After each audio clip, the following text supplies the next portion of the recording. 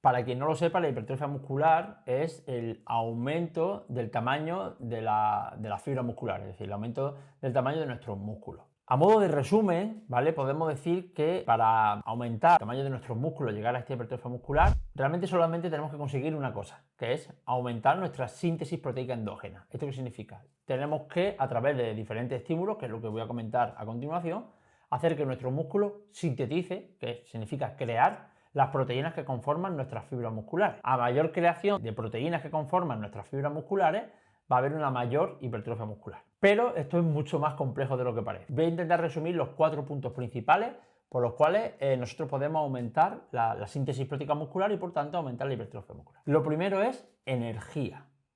Para crear, para sintetizar proteínas se requiere mucha energía, ¿vale? La energía de nuestro cuerpo se conoce con una unidad energética que se llama ATP, adenosín trifosfato, ¿vale? Entonces se requiere mucho ATP, muchísima energía para crear tejido muscular. ¿Por qué? Porque el proceso de síntesis proteica, ¿vale? De creación de proteínas, es uno de los procesos más costosos energéticamente que tiene el cuerpo humano. Se necesita muchísima energía para crear proteínas, ¿vale? Al final estamos creando tejido y la creación de tejido requiere mucha energía. Por lo tanto, uno de los factores principales que tenemos que buscar para ganar masa muscular es estar en un superávit calórico, es decir, tener un excedente calórico. ¿De cuánto superávit calórico estamos hablando? Realmente no se sabe a ciencia cierta, es decir, no hay una receta mágica, pero así, a grosso modo, podríamos decir que entre unas 300-500 calorías por encima de nuestro gasto energético total es un buen exceso de energía para crear masa muscular. ¿Y por qué entre 300 y 500 calorías y no más o no menos? Sabemos que menos superávit energético quizás no sea suficiente para que se optimice la ganancia de masa muscular, y un exceso de superávit energético, es decir, comer muchas más calorías de las que gastamos, aunque sí que va a optimizar el propio proceso de ganancia de masa muscular, va a ir acompañado de una ganancia de grasa excesiva.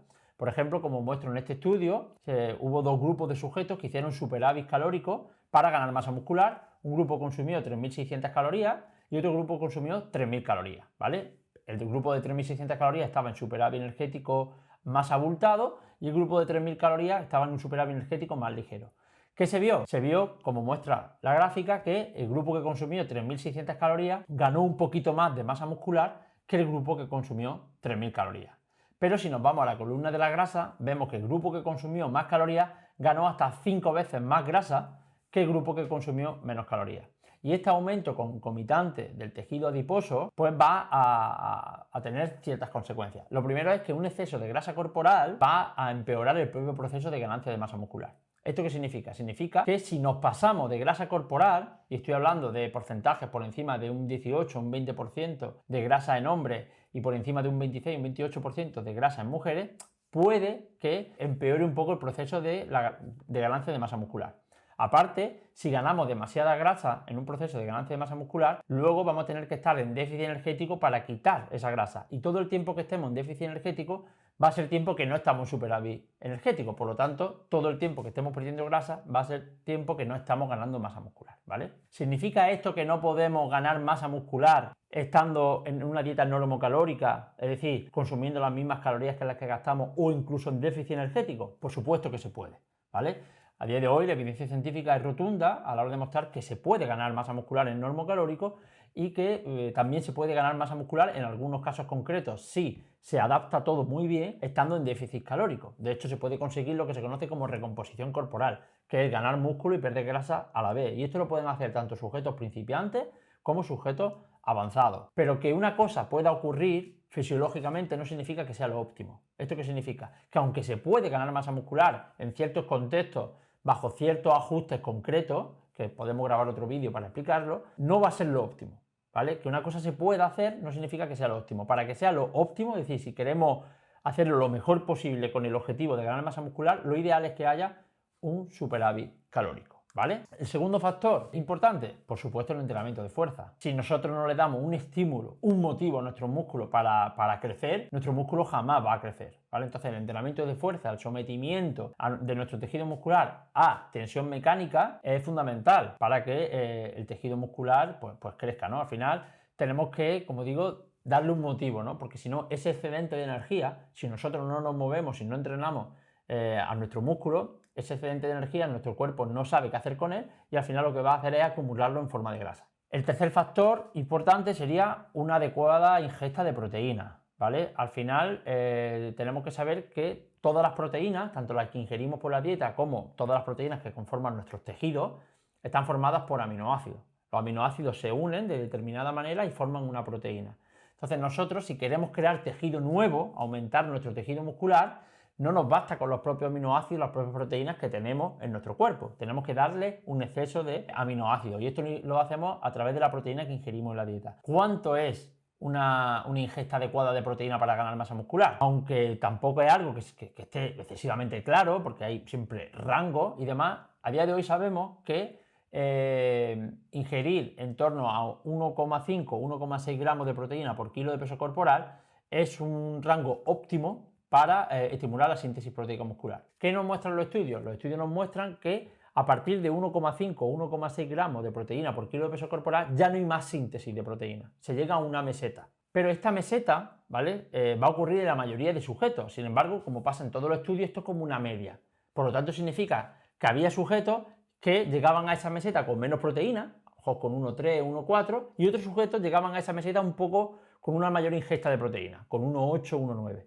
Entonces, como nosotros a priori no sabemos si somos unos sujetos que vamos a tener la meseta en 1,5 o 1,6 gramos de proteína por kilo de peso corporal, si la vamos a tener en 1,8 o en 1,3, yo siempre sugiero que cuando el objetivo es ganar masa muscular, vayamos a rango más alto. Por lo tanto, no bajar de 1,7, 1,8 gramos de proteína por kilo de peso corporal. ¿Por qué? Porque además, siempre que seamos sujetos deportistas, esta ingesta de proteína, aunque es elevada, no es excesivamente elevada como para que pueda causar problemas de salud, ni a nivel óseo, ni a nivel renal, ni nada, ¿no? Entonces, como digo, cuando el objetivo es ganar masa muscular, ir hacia ese rango más alto. También recomiendo este rango más alto porque todos los estudios que evalúan la ingesta de proteína total para maximizar la síntesis proteica y por tanto la ganancia de masa muscular no tienen en cuenta la síntesis de proteína de otros tejidos que también se adaptan al entrenamiento, como son cartílagos, tendones, ligamentos y demás. A día de hoy, y a la contra de lo que se pensaba hace unos años, estos tejidos también se adaptan al entrenamiento, también son plásticos y también necesitan aminoácidos para sintetizar su propia proteína y poder regenerarse. Entonces, sí, claro, cogemos estos estudios que solo evalúan la síntesis proteica muscular y nos quedamos en esos datos, puede ser que nos estemos quedando cortos porque no estamos suministrando aminoácidos para esa regeneración de estos tejidos. Por lo tanto, aunque esto es un poco especulativo, yo siempre recomiendo, al menos hasta la fecha o hasta que la ciencia demuestre lo contrario, ir a un rango un poco más alto, en torno a esos 1,8, incluso 1,9 gramos por kilo de peso corporal, que como digo no van a tener ninguna consecuencia negativa en sujetos sanos que entrenan, ni a nivel óseo, ni a nivel renal, y esto está pues, demontado por la ciencia. ¿Por qué no ir a más proteína? Bueno, sabemos que un consumo mayor de estos rangos que estoy diciendo de proteína no se van a convertir en tejido muscular, es decir, a mayor ingesta de proteína por encima de este rango ya no significa que haya mayor ganancia de masa muscular. Este exceso de proteína simplemente se va a excretar en forma de urea, se va a convertir en glucosa a través de un proceso que se llama gluconeogénesis o se va a oxidar como fuente de energía. Por lo tanto, no tiene sentido consumir más proteína de estos rangos que estoy diciendo. Si nos vamos todavía a rangos mucho más altos, como se ha hecho en el culturismo clásico, llegando a los 3-4 gramos de proteína por kilo de peso corporal, aunque a corto plazo puede que no suponga ningún problema para la salud, sí que es verdad que hay datos que nos dicen que a largo plazo este alto consumo de proteína sí que puede tener alguna consecuencia,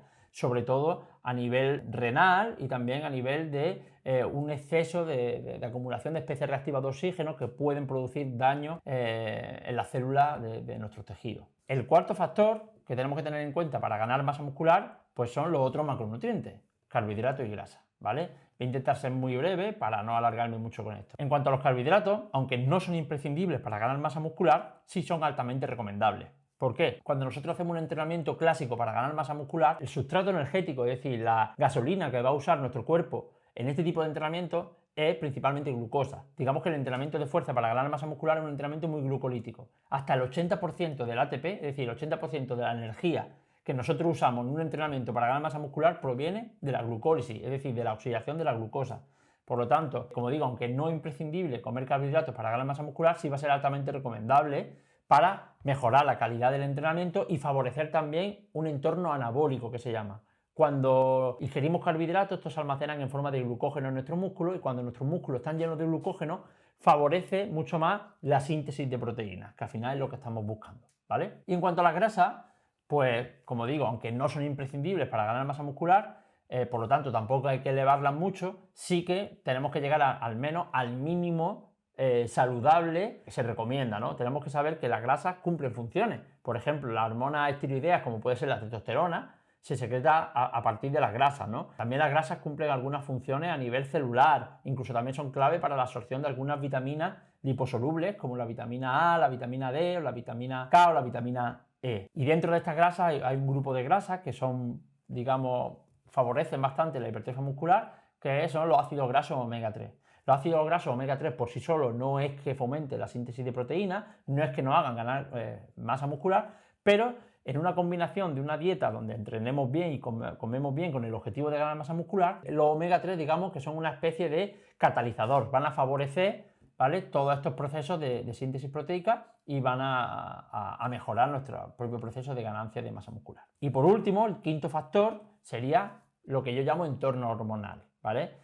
Más allá del entrenamiento, más allá de la dieta, de la nutrición, cuando nosotros queremos ganar masa muscular, hay otros aspectos que tenemos que cuidar, ¿vale? ¿Esto qué es? Bueno, pues el correcto descanso, una adecuada gestión del estrés, alejarnos, por ejemplo, de drogas, tabaco, alcohol. Todo esto va a crear un entorno hormonal y va a favorecer o va a empeorar el propio proceso de ganancia de masa muscular.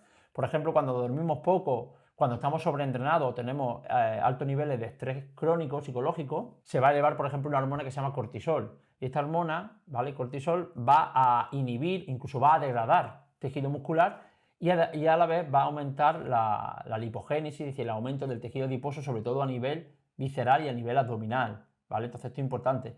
Y como digo también, alejarse de drogas como el alcohol, el tabaco, es importante, ya que el alcohol y el tabaco también van a disminuir la síntesis proteica muscular, ¿vale?, y van a aumentar el propio catabolismo, es decir, la propia degradación del tejido muscular, ¿no? Entonces, estas cosas también hay que tener en cuenta.